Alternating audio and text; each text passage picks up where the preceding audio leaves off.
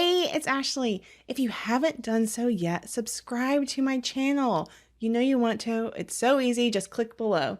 Today on the Courageous Growth podcast, I have Juliet Laycoe. Juliet is an attorney, author, mom, and the kind of person you want to be friends with. She's practiced law for the last 22 years, primarily helping people get through traumatic life events like divorce and death of a loved one. Her compassion and strong desire to help others led her to write and publish 2 books on the subject of divorce. Juliet describes herself as logical, caring, and fun-loving. She is a proud mom, runner, and a Jill of all trades. Before we jump into this conversation, I want to remind you not to miss my recap of this episode on Thursday, when I'll dive deeper into some of the big takeaways from it. Today, I am with my friend Juliet Laycoe. We connected, I believe, about over a year ago or something. We both are connected with Lewis Howes. We are familiar with him, and I don't know about for you, but for me, he actually was how I got started in this everything. I knew that I had a message that I wanted to get out there, but I had no idea how to do that. And I remember watching, I think it was a training that he has, like, you can work from anywhere. And I'm like, well, I love to travel. This sounds great. And hmm that just went down this whole path of me finding out how to use your voice in different ways and get your Yeah. message out there. Like you, I think Lewis was sort of instrumental in helping me figure out other platforms where I could share my message and try to be of service to other people. So, and you're right, that's exactly where we connected. And I'm very jealous of where you live. In the Pacific Northwest, right? So I'm just right on the Oregon-Washington border in Vancouver, Washington, the other Vancouver. Yes. Is there a competition like between y'all and British You do Columbia? find you have to like qualify where it is, like it's Vancouver, USA or Vancouver, Washington, not BC. I have family that is from Vancouver, BC, and I used to spend every summer in Vancouver, BC. So there's no competition for me. I love them both. Okay. Well, and I remember one thing that I loved from your post, I believe it was last Christmas, was you singing Christmas carols. I did do that. So that's a little secret that people don't always know about me is that I sing or I like to sing. And you don't always see that when you're trying to share other messages that don't involve songs or choruses. So I had some fun last Christmas and just decided from like the day after Thanksgiving to Christmas Eve, every day I would sing a portion of a Christmas carol in my Instagram songs. And that was really fun and scary because I'm not, I used to sing quite a bit when I was in high school, in college, in front of large groups. But you grow up and you kind of don't do that anymore. And so it was a kind of a big risk, but it was fun too. Oh, I love that you have such a beautiful voice. And I'm a very bad liar. So if I didn't think that, I just wouldn't have brought this up. Well, thank you. But I remember hearing it, I was like, oh, this isn't like one I love when anytime someone's stepping out and doing hmm something kind of scary. But Yeah. it's even, it's a bonus when it's also good. Right. Oh, well, and I know that you are also really into running and that you did this major, is it an ultra run or what was it in Mount Zion? Yeah. So I've been a runner for a really long time, and we do kind of these endurance events. And I have a group of friends that we've been doing pretty consistently over the last decade. And several years ago, we did what they called an ultra relay in Mount Zion National Park. So I ended up running just over 30 miles in the course of about 24 hours in heat, elevation, and beautiful scenery. I think our national parks, Zion's one of them, but those are just such hidden treasures in our country that people really need to get out. I agree. Mhm. I agree. Oh, well, you help people through some of the toughest seasons that people have to go through sometimes. Who do you help and how? So I am an attorney or a lawyer, and I've been in practice for my 20, or I'm just finishing my 22nd year in practice. And my areas of expertise, predominantly it's divorce. And then I also do some estate administration. So divorce, death, and I'm dealing with a lot of loss. I mean, people just experiencing tremendous loss and a lot of grief in their life. And I've always felt that I am, by nature, I'm a pretty compassionate person, so I can be that compassionate person to help them through that transition. Um, it's it's tough. Those are really tough things for people to go through, for sure.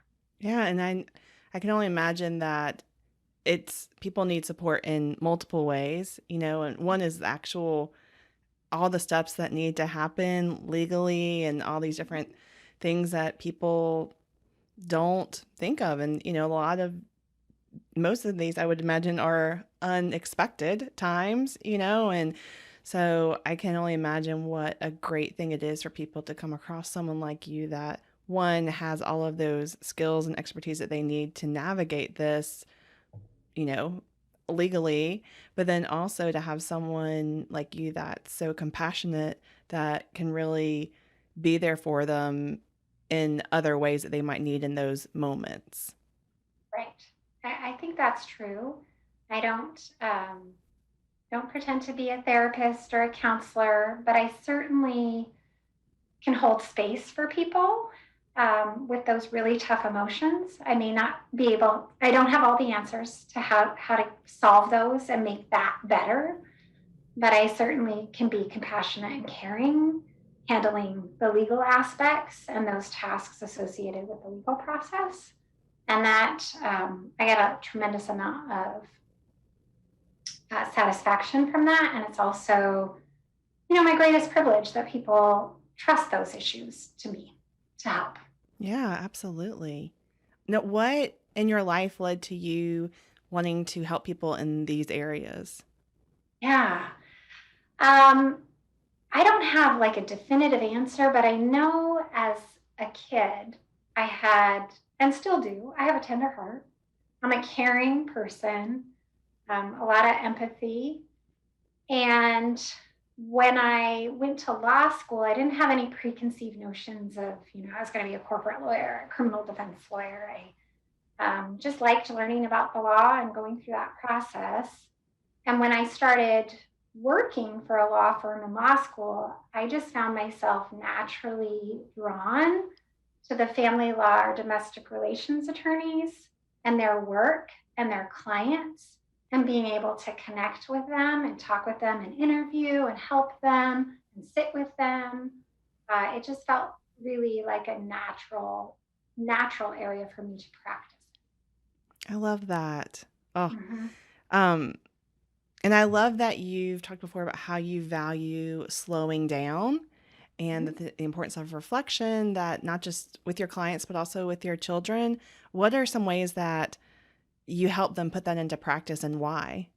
Mm-hmm. So the slowing down piece, I think, is really key um, for me, but for my clients too. As I said, most of my clients come in with a lot of loss, tremendous amount of grief, pretty intense emotions, and most people don't like to feel those. I mean, I don't like to be uncomfortable, and I'm usually looking for, I feel uncomfortable, so I got to do this to either avoid the discomfort or to quickly make a decision so that I can get past it. In a divorce context for my clients, that may not be the best move. Making decisions just because you want to get rid of or move past the discomfort, you really may be setting yourself up for a disadvantage, either later in life or later in the divorce process. And so the slowing down is key to that. Like, hey, let's not make a decision on this. Why don't you sleep on that? Why don't you take the next week? Why don't think about it a different way? Or let me give you some other considerations before you actually make a decision. I think that's part of my job, and I think it's part of the service I provide to my clients. For my kids, It's the same thing. And it's super hard as a parent to do that with your kids because when they are upset or mad or struggling with something, you want to take that from them. You don't want to see them. So it's hard to sit with them and let them. We did it just the other day with my daughter who was really upset about something, and you don't try and fix it. You just again hold that space and be that comfort and let them feel the emotions. Because I think there is tremendous value when you can sit through the discomfort to moving past it. And I personally do that. I've really, over the last probably 18 months, become a really big journal person, writing things out and sitting with discomfort just as part of my process, as hard as that can be. And then I always find the value after that, like, oh, wow, I really realized this about myself. Or I realize I could have done something differently in that event. Or I know that I want to do it this way the next time. So I think there is, as much as we don't like discomfort, there's tremendous value in sitting. Absolutely. And I mean, I love that you help your clients and your kids with that. And both I think are very powerful. And the idea of you doing this with your kids, like I'm sure they might not love that all the time, but Mm, that you are teaching them and instilling in them something that is so important and so valuable. I think especially in today's society that is just go, go, go, go, go. And mhm. there's so many immediate, I won't say immediate fixes, immediate distractions, like something that can make Right. us Mhm, not focus on that pain or mhm. discomfort. And, but exactly like you said, like it is so important. I believe that when we don't process through certain pains and just sit in it and let that kind of run its course that it needs to Mhm. run, that there's something that's still going to always be back there that needs tending to, and it's going to keep like gnawing away at us in Right. different ways. And so you doing that with your kids, I think is so amazing. And they might never realize it because it's just gonna be part of Mhm. them. Like maybe Mhm. it's just gonna be the people around them that are like, you are so much more mature in this area, or you balance your Right. emotions so much better. But Mhm. I love that that is something that you do with your children. Yeah. It's part of, I think, also just that resiliency. We want to be resilient. We want to be able to bounce back. And as you said, there are so many distractions today that kids don't always develop those skills. And of course, I'm not perfect. I'm just trying to do my best to bring up good human beings. And I think that's definitely one way to do that, to show them that it's okay to be uncomfortable and you can move past it and you're strong and you can do tough things and you're resilient. I think it's all of those things together. I love it. Oh, well, I mean, it's clear, I feel like just from talking to you that you're someone that recognizes the importance of self-worth. And what are some times in your life when you really learn to value yourself? I think I learn it almost every day. um, Agree. in some way, shape, or form. It's there every day. A relatively recent example for me is a business relationship that ended. I had been in practice with another attorney for about 14 years, and we parted ways about 3 years ago.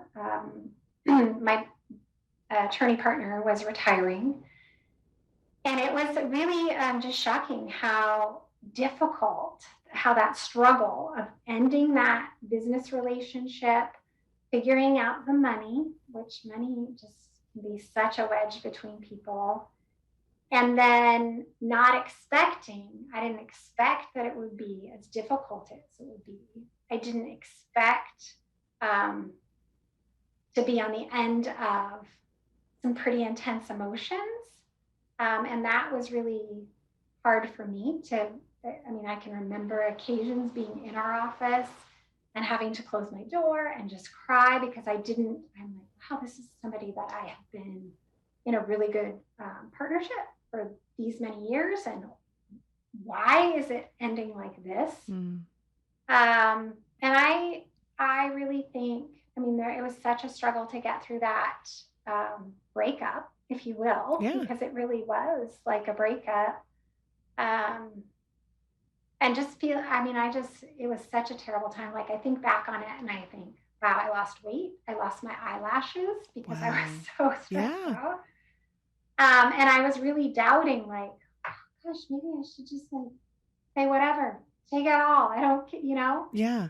I had some amazing family support and some really good friends that did the same thing I was just describing to you a little while ago with what I do with my clients, which is like, hang on, take some time to reflect, take a step back, realize it's not about you. It could totally be about him. And let's figure out a path forward. And the other piece to that for me, and I do it today in almost any relationship or conversation that I start having second thoughts about, I always have to think about, how will I feel good in this? How will I feel like I was my best self in navigating that conversation or saying the words that I didn't have courage to say at that moment? And so that really helped, and then also a lot of forgiveness, which I held on to a lot of intense emotions from that for probably a year or two after, but then letting that go and realizing, like, let's not think about the last 4 months. Let's think about the 14 years. Hmm. As I said, I think I have those occasions daily, whether it's a friendship or a conversation or taking time to reflect. And the journal is excellent because no one sees it, and Yeah. I can write down exactly like, what was your part in this? Yeah. How did you screw up? Yeah. And be kind of brutally honest with yourself, which again is that discomfort, which we don't like to feel, but there's tremendous value in, like, okay, let's really look at it so that I can move past Yes, absolutely. I know I love journaling, and I have a pact with one of my friends that whenever I die, or she has to come and burn them because no one else is allowed to read them. it. Right. Right. Yeah, for sure. Speaking of journaling, that I know is something that a lot of people do in the mornings. I know that your morning practice is Mhm. very important to you, and I feel like you have a lot of things that are good advice for other people. What does your morning look like? Yeah. So I practice something, I call it the first 30. It's probably more now teetering on the first 60, could be first 90, Love but it. it's that recognizes the minutes. So don't, I do not sleep with my phone near my bed. I don't look at my phone. I don't check email. I don't look at social media. I don't do any of that for the first 30, what started as the first 30 minutes of the day. I and this was, I'm going on about 2 years, I guess, where I've been doing it. It started where I just wanted to feel a sense of centering in the morning. And so I used the journal to write some affirmations. And now that journal exercise has transitioned to a gratitude practice. So writing as many things down that I am grateful for, big or small. Recurring one on my list is coffee and quiet every single morning. Love it. And then I usually will do an affirmation. I might listen to a podcast. Lewis might be on there, or I exercise. So that's when it becomes 90 minutes. It usually means that I've gone out. I've done my Gotcha. first 30 minutes, and then I've gone out for my 4 or 5 mile run, and then I've come back, and then I will look at email and start my day. But all of those things are really key for me personally in feeling like I'm in command of my day instead of responding. I love that so much. I agree. And I know Lewis talks about this a lot, the importance of Mm-hmm. morning routines and how in all of his interviews with different experts, celebrities, everything, that is one thing that he finds in common. It's just that they, Right. exactly like you do, take command of your morning. And I love that you do that. I think that's just so great. Mm-hmm. Yeah, Oh, I'm a big person on, people talk a lot about like work-life balance, and I have never subscribed to the whole concept of balance because I personally feel that word means that you're weighing everything in your life equally. Mm.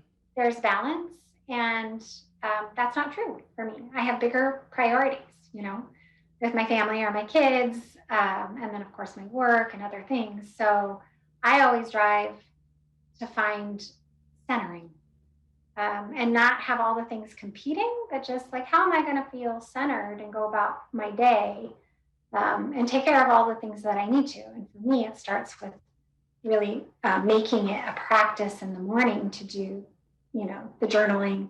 Maybe there's some meditation or listening to something that is inspiring or thought provoking, exercise, and then go about your business. Well, and I know that you have written a couple books to help Yeah. people. Share about those books, what they're about, where people can find them. Yeah. So it's kind of that vein of how can I be of service to others and use a pretty great career that I've had in law. So about, I guess it'll be 2 years ago in November. So November of 2018, my first book was published. It's called Divorce Wisdom, and it's A to Z guide on kind of high level overview of the process, things to think about as you're contemplating divorce, to what do you do during it, and how do you find an attorney or assemble other people to help you, to what do I think about now that it's happened? What should I be thinking about? And then just this past June, I released my second book, which is called Bits of Divorce Wisdom. And they are my best nuggets of advice. And it's written more like an affirmation style book. So you can open it up, find one that resonates with you, read them all at once, pick one a day, one a week, whatever. And they are both available on Amazon, and there are also links on my website, thejulietlaycoe.com or divorce-wisdom.com. Perfect. And I'll put links to all of that in the show notes and everything as well. Great. Thank you. And for that second one that you released this year, is that one geared same way, like kind of geared to people at different steps in the process, or someone that's going through divorce, gone through it? All the different steps of the process. And I think what I found about that particular book, although it's called Bits of Divorce Wisdom, a number of my friends who are not in that process are like, well, these are just good affirmations for just doing life, So I think it's applicable, written, of course, towards a slant towards people either going through or getting through a divorce, but also certainly applicable to anyone. I love that. That's great. Mm-hmm. And where can people also find you, like on social media and things like that? Yeah. On Instagram, I'm just Juliet Laycoe. You can find me there. Facebook, you can either find my Divorce Wisdom page or Juliet Laycoe. I think it's Juliet Laycoe on LinkedIn and all the places. Good. Just all the places, just my name. Yeah. That's always easiest when it's that way. No treasure map needed, just the name. Oh, that's perfect. Well, and what I like to ask every guest at the very end is, what is one of your favorite qualities about yourself, and how do you live that out? Yeah, that's an awesome question. I love that one. So a quality that I like the most about myself is that I am unloving with a twinge of goofy. And I live that out every day. I mean, I like to joke. I have a teenage son who also are those things, fun-loving with a twinge of goofy. And so people probably would not think that about me, but I can be pretty goofy and silly, and I like to have fun. Certainly love to do it with my kids and my family, but my friends also, I think, can appreciate that I have those tendencies too. Yes. Well, I highly value humor, so I love that. Yes. Well, thank you so much for being on the show. It's been so great, and I'm just excited there's a lot of people in my life that I've wanted them to connect with you, so I'm excited to also, beyond just sharing your stuff with them, I'm glad that they can also now hear this as well.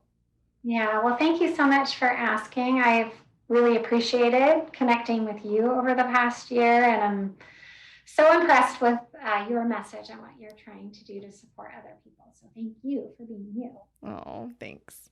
That wraps up today's episode. Here is the connection info, or check the description below for clickable links. I would love to know any takeaways you had from our conversation, so please comment below. It would also mean the world if you would give this episode a big thumbs up and subscribe if you haven't already. Remember to tune in this Thursday when I recap this conversation and dive deeper into some of the big takeaways. Until next time, remember that you are valuable and desperately needed in this world.